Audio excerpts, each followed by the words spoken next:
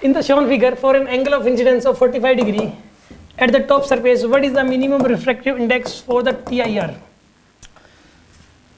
at the vertical face? यहाँ तो refraction हो गया, यहाँ तो रिफ्रैक्शन हो गया। ये कह रहा है कि म्यू की वैल्यू क्या करें, कि यहाँ पे मिनिमम म्यू की वैल्यू क्या करें कि इस वाले फेस पे TIR हो जाए। देखो लाइट रे ऐसे गई, अब ये डेंसर मीडियम है, ये रेयर मीडियम है, ठीक है। आपको मैं एक बात बताता हूँ, ये वाला कितना यहाँ पे 1 है, ये म्यू है। म्यू की वैल्यू कुछ ऐसी कर देते हो कि लाइट रे ग्रेज कर रही है। म्यू की वैल्यू कुछ ऐसी कर देते हो कि लाइट रे क्या कर रही है, यहाँ पे ग्रेज कर रही है। अगर उस म्यू की वैल्यू कुछ भी आई, मान लो 3 आई म्यू की वैल्यू जिससे लाइट रे ग्रेज कर रही है, अगर म्यू मैं और भी बढ़ा दूं तो फिर क्या होगा, फिर तो TIR हो जाएगा, क्योंकि फर्क पड़ गया ना दोनों में। ये 1 है, ये कितना है, म्यू है, म्यू पे ग्रेज हो रही है, TIR होगा, क्योंकि फर्क पड़ गया ना दोनों में। और म्यू से कम में, फिर 3 से कम में क्या हो जाएगा, फिर रिफ्रैक्शन हो जाएगा। समझ रहे बात को?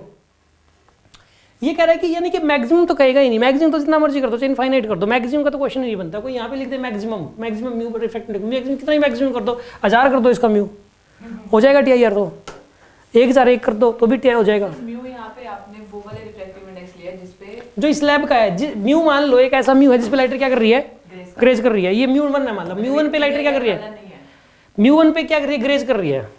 म्यू 1 पे ग्रेज कर रही है, एक बार म्यू 1 पे क्या हो रहा है यहाँ पे, ग्रेज। अब ये म्यू 1 बताना है कि कम से म्यू 1 बताना है जिस पे ग्रेज कर रही है लाइट रे। म्यू कम नहीं करेंगे सर? क्या कह रहे हो, म्यू अगर कम कर देंगे तो फिर रिफ्रैक्शन हो जाएगा। हमें तो TIR करवाना है ना, तो थीटा सी बड़ा होते ही, थीटा सी क्रिटिकल एंगल के बड़े होते ही म्यू की वैल्यू तो कम हो जाएगी, और कम होते ही TIR हो जाना चाहिए।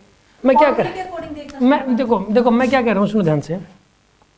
ये तो 1 है, फिक्स है, ये तो 1 फिक्स है, ये 45, ये R भी फिक्स है, ये 45 है, ये 1 है, ये R फिक्स नहीं है। अगर म्यू की वैल्यू बढ़ाओगे तो R कम हो जाएगा। सुनो आप ध्यान से, मान लो मैं ये कह रहा हूँ कि म्यू 1 अगर रख देंगे म्यू 1, तो म्यू 1 पे क्या होगा, लाइट रे क्या करेगी, म्यू 1 पे, म्यू 1 पे लाइट रे ग्रेज करेगी। तो इसकी इक्वेशन फिर ऐसे बनती है ना, एक बार रुको, म्यू 1 पे लाइट रे क्या कर रही है, ग्रेज। ये वाला एंगल फिक्स है, मतलब सबको जो भी एंगल है, एक बार मान लो ये वाला एंगल फिक्स्ड है, मान लो एक बार ये वाला एंगल एक बार फिक्स मान लेते हैं। म्यू 1 पे क्या कर रही है, ग्रेज। म्यू 1 से अगर मैं ज्यादा कर दूं तो क्या होगा, TIR हो जाएगा पक्का। R की वैल्यू कम हो जाएगी, R की वैल्यू कम हो, उस एंगल की ज्यादा हो जाएगी, हाँ, क्रिटिकल एंगल ज्यादा हो जाएगा R का। ये N1 है, ग्लास है, हाँ ये एयर है।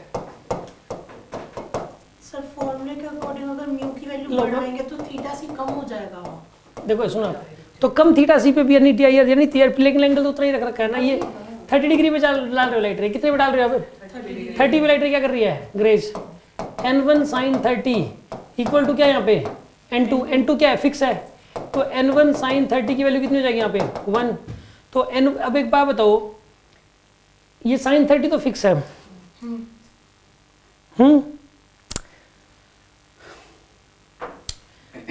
अगर इस N1 को मैं बढ़ा दूं, N1 क्या कर दिया मैंने, बढ़ा दिया, इंक्रीज कर दिया, तो इसको चाहे एंगल को भी कम कर दें, इसको चाहे कम कर दें हम, तो भी ग्रेज करेगी लाइट रे। समझ रहे हो बात को? लेकिन ये तो 30 है, 30 पे लाइट रे ग्रेज कर रही है, अगर मैं इसको इंक्रीज कर दूं तो उससे 29 पे भी ग्रेज कर जाएगी और 30 पे TIR हो जाएगा। और बढ़ा दिया इस मीडियम को, तो मतलब तो ये उससे 28 पे ग्रेज कर जाए और 29 और 30 दोनों पे TIR कर जाएगी। फिर ये मीडियम और बढ़ा दिया, उससे 25 डिग्री पे ग्रेज कर जाए, 26 से लेकर 30 तक TIR कर जाएगी। समझ आ रहा है कि नहीं आ रहा? नहीं आ? चलो सुनो, ध्यान से सुनो, मैं आपको एक चीज़ समझाता हूँ, ध्यान से समझना इस बात को। लाइट जा रही है रेयर, डेंसर से रेयर में, किस में जा रही है, डेंसर से रेयर में जा रही है। ये 3 है, ये 2 है, ये कितना 3, ये कितना है 2। लाइट रे यहाँ से यहाँ जा रही है, ठीक। मान लो लाइट रे ग्रेज कर रही है किसी एंगल पे, कितने एंगल पे ग्रेज कर रही है, मान लो लाइट रे 30 डिग्री एंगल पे क्या कर रही है, ग्रेज। ध्यान से समझना, मैं किसी भी तरीके से इस फर्क को बढ़ा दूं, चाहे तो 3 का 4 कर दूं, तो फर्क कितना हो जाएगा, 2 का।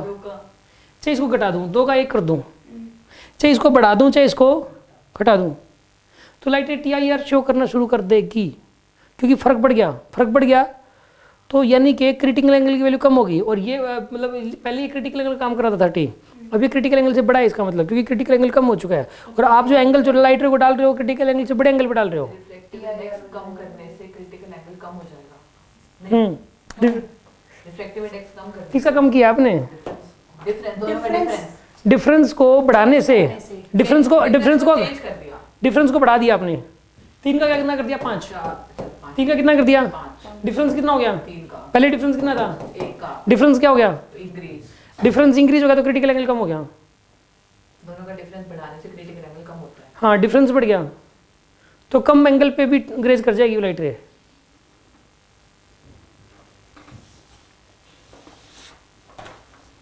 समझ आया कि नहीं आया आपको? आगे तो बताओ। मैं ये बता रहा हूँ यार, इस पे ना अगर इस मीडियम से μ1 से अगर ग्रेज हो रही है तो μ1 से मैं बढ़ा दूंगा तो ये TIR करेगी फिर, क्योंकि क्रिटिकल एंगल कम हो जाएगा। अभी डिफरेंस मैं ये सिर्फ ये समझाना चाह रहा हूँ कि मिनिमम क्यों लिखा हुआ है, बस पहले तो क्वेश्चन तो मैं समझा ही नहीं रहा, ये मिनिमम क्यों लिखा हुआ है, ये वर्ड क्यों लिखा हुआ है, मैं बस ये समझा रहा हूँ। अभी तक मैंने इस क्वेश्चन का सोल्यूशन तो स्टार्ट ही नहीं किया, क्वेश्चन ही नहीं समझाया भी क्या है,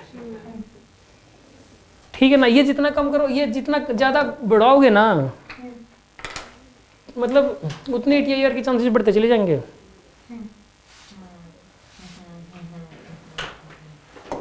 नंबर इंक्रीज TIR इंक्रीज फिर पूरा सोल्व करना फिर पता सुन लो बाप, एक काम करो अब इसको, ये वाला एंगल कितना है यहाँ पे? 90। ये वाला एंगल कितना हो जाएगा? 90 कितना एंगल हो जाएगा ये वाला? 90 माइनस में R, और ये वाला एंगल कितना हो जाएगा यहाँ पे? 90। अब स्नेल्स को लगाओ यहाँ पे, 1 into sine 45 is equals to μ1 into में साइन R, ये पहली इक्वेशन बनेगी। तो 1/√2 is equals to μ1 sine R, ये पहली इक्वेशन है। अब इस पे लगाओ आप, μ1 sine 90 equals to sine 90 T minus R है इंटू में 1 साइन 90, तो μ1 कोस R लिख दो इसको, इज इक्वल्स टू 1। यहाँ से साइन R निकाल लो आप, यहाँ से साइन R कितना आएगा? नहीं 1/√2 μ1, ये आएगा साइन R की वैल्यू। कोस R की वैल्यू कितनी आएगी यहाँ पे? 1/μ1। दोनों का स्क्वायर करके ऐड कर दो, ठीक है ना, दोनों को स्क्वायर करके ऐड कर दो। 1/√2 μ1 का स्क्वायर प्लस 1/μ1 का स्क्वायर इक्वल टू 1, ठीक है। तो कितना आंसर आएगा? 1/2 μ1 स्क्वायर, ठीक है, plus 1/μ1 square equal to 1, 2 μ1 square, कितना आंसर आएगा? 1 प्लस में 2 is equals to 1, 3 is equals to 2 μ1 square. μ1 square की वैल्यू कितनी आएगी यहाँ पे? 3/2। तो μ1 की वैल्यू कितनी आएगी यहाँ पे? √3/√2, √3/√2।